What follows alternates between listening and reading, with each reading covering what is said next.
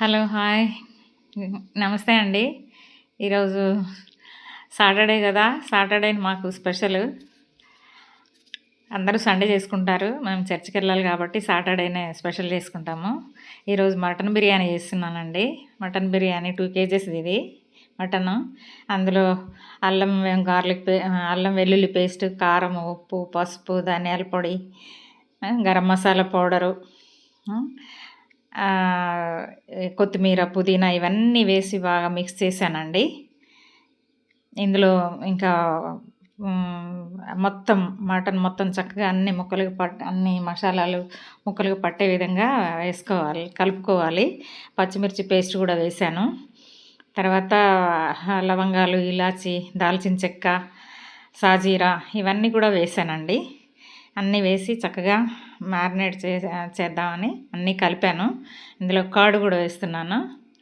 Curd ఇది 1/2 KG curd అండి. ఇందులో సగం వేస్తున్నాను.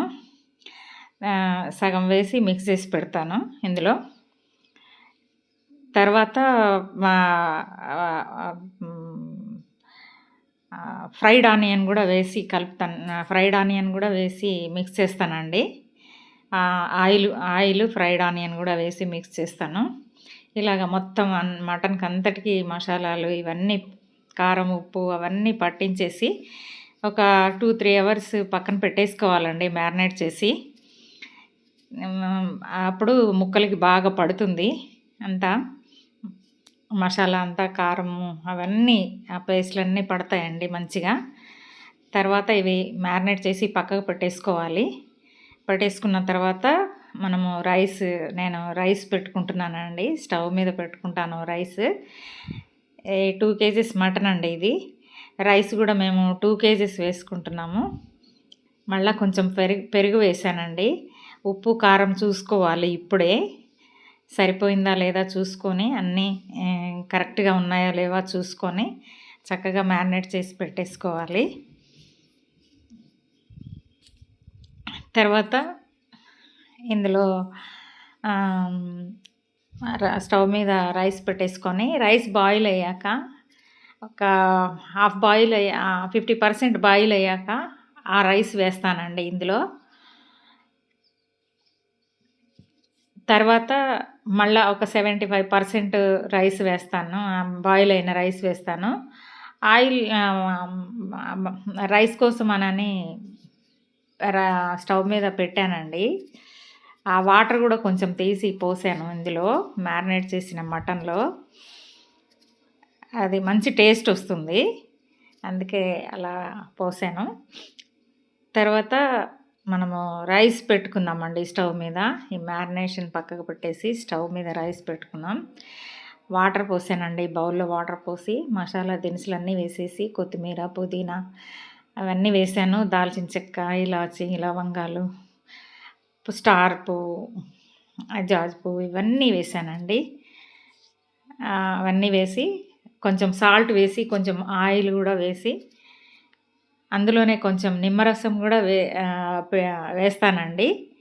ఆయిల్తో పాటు కొంచెం నిమ్మరసం కూడా వేసి పెడతాను. అదిగోండి రైస్ కొంచెం బాయిల్ అవుతుంది. ఈ బాయిల్ అయిన రైస్ చక్కగా బాయిల్ అయ్యాక అదిగోండి నిమ్మరసం పిండుతున్నాను ఇందులో. నిమ్మరసం తర్వాత కొంచెం ఆయిల్ కూడా వేస్తానండి. ఇలా ఆయిల్, నిమ్మరసం వేయడం వల్ల రైస్ అంటుకోకుండా ఉంటుంది, స్టిక్ కాకుండా ఉంటుంది, చక్కగా పొడి పొడిగా కూడా వస్తుంది. ఈ రైస్ బాయిల్ అయ్యాక 50% బాయిల్ అయ్యాక ఈ మ్యారినేట్ చేసుకున్న మటన్లో వేస్తున్నానండి. కొంత రైస్ 50% బాయిల్ అయిన రైస్ని, అదిగోండి 50% బాయిల్ అయిన రైస్ని వేస్తున్నాను మ్యారినేషన్లో. తర్వాత ఇంకొంచెం టైం అయిన తర్వాత 75% బాయిల్ అయ్యాక మళ్ళీ ఇంకొక లేయర్ కూడా వేస్తున్నానండి. ఇలా వేయడం వల్ల చక్కగా కింద ఉన్న రైస్, పైన ఉన్న రైస్ కూడా చక్కగా సమానంగా చక్కగా బాయిల్ అవుతుంది. ఇలా వేసాక లాస్ట్కి మిగిలిన రైస్ కూడా వేసేసానండి. ఈ రైస్ అంతా వేసేసి చక్కగా సమానంగా చేసేసి అందులో చూడండి మిగిలిన రైస్ కూడా వేసేసాను. ఇలా వేసేసాక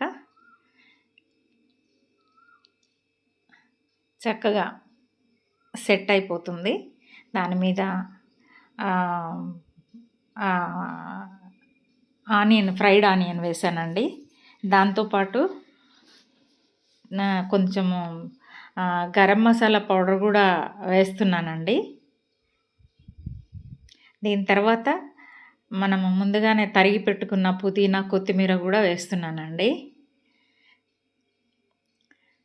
ఇలా అంతా సెట్ చేసేసుకున్న తర్వాత ఫుడ్ కలర్ కూడా వేస్తారు.